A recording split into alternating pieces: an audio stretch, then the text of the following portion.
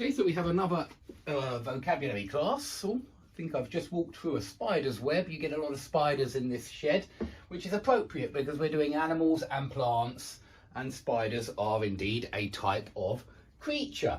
So I wanted to start with this word because it's a nice general word for any type of animal. Yeah, if you want to use a word which is an unspecified animal, use the word creature. Yeah, I mean, a spider's a creature, a man's a creature, a fox is a creature.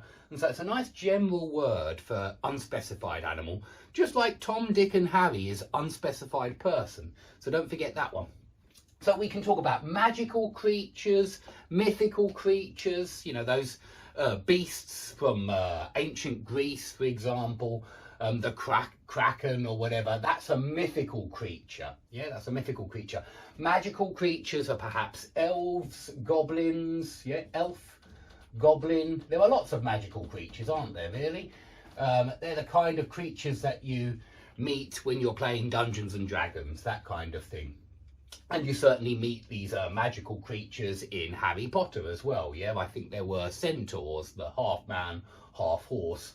They're actually mythical creatures. Centaurs, they're from mythology as well. Okay, so creatures is a good general word. We also talk about beasts. Now, I think this is also any animal, but remember, a human is a creature as well. I wouldn't necessarily call a human a beast, although some would. And beast means any animal. It's very often used to emphasise, oh, something's fallen over there, very often used to emphasise that it's an animal and not a person, yeah? And I think quite often you see man contrasted with beasts, yeah, as in, you know, animals that can't think for themselves, a man who can think for himself, that kind of thing. Quite often they're contrasted. Okay, so these words collocate well. You can talk about savage beasts, fierce beasts, wild beasts. And beast to me sounds wild anyway. I don't think I would call domesticated pets beasts. So domesticated means the animal has got used to living in a home. I've got 2 cats and of course they're domesticated. They are used to living at home. And you could also call them tame. These are the same, really. Domesticated and tame are exactly the same. They both mean that the animal has already got used to living with man.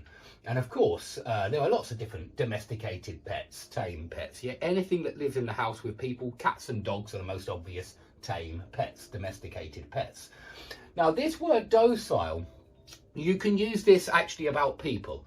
But when you use it about animals or about people, it means that the animal is not wild and fierce and savage. It's calm. It's called calm and collected, if you like. It's really quite a calm animal. My white cat is very docile, and not all the time. I mean, the cat is very energetic as well. It loves running up and down trees, for example. But it's very docile when I pick him up. I think only once in his whole life he's tried to get away from me when I pick him up, and that was a few days ago when I tried to wash him. He doesn't like being washed.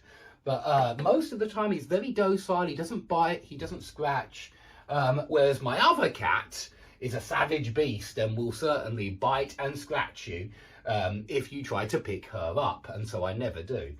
Yeah, and so those 3 words collocate well with beast. Those 3 words, yeah, with animal or pets. You know, I mean, domesticated animals are pets. Oh, and by the way, stray we use for homeless animals. And so many dogs become stray dogs when they lose their owners or their owners get rid of them, yeah, something like that. Then we say that it's a stray dog. Again, I remember a pack of stray dogs living near me when I was living in Moscow, and I remember being bitten by one of the stray dogs. It wasn't nice. Okay, you can have different types of animals. You can have a mammal, which is the type of animal which... how do I define a mammal? I think that a mammal is a type of creature that has its young not in eggs, and I think that mammals generally breastfeed their offspring.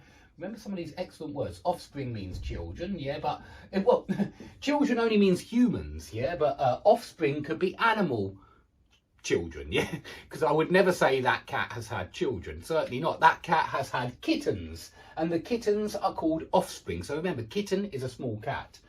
So the kitten's called offspring, and cats are mammals because the mummy cat, yeah, feeds the kitten through its nipples, yeah.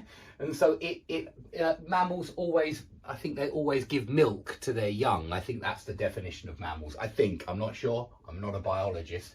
Rodent is mice, rats, yeah, those are kind of rodents. My cats like to catch rodents in the garden, and I'm very happy that they do. So rodents, mice, rats, that kind of thing. Reptiles, these are cold-blooded creatures. Lizard, frog, yeah, they would be reptiles. Lizard, frog. I think reptiles have eggs as well, rather than something else. Yeah, reptiles usually have eggs. And we also get insects. And I want to remind you that we call insects creepy crawlies sometimes. Now, why is that? Because they creep and they crawl.